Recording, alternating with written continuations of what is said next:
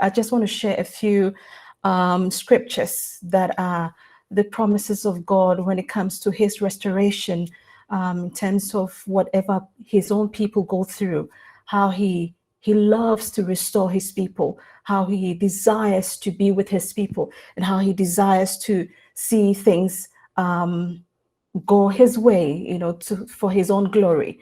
So I just want to share a few here, and before I get into another prayer resource by Jesuits, a prayer.org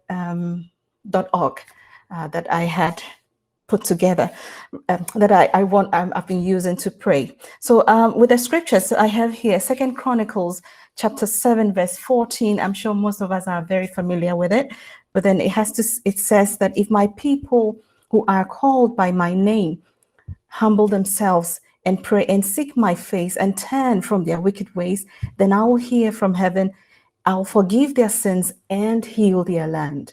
So when I saw that, I felt that it's very important that even though God has promises, he has promise of healing the land, he has promises of restoring his people, there is a condition that we have to have a heart that is, willing to come closer to God, so that the healing process will take place. He says in Joel chapter 2 verse 25 to 26 that I will restore you the years that the swarming locust have eating, and then the hopper, the destroyer, and the cutter, my great army which I sent among you. You shall eat in the plenty and be satisfied, and praise the name of the Lord your God, who has dealt wondrously with you, and my people shall never again be put to shame. In Isaiah chapter 61 verse 7 also states that instead of your shame, there shall be a double portion. Instead of dishonor, they shall rejoice in their Lord. Therefore, in their land, they shall possess a double portion. They shall have everlasting joy.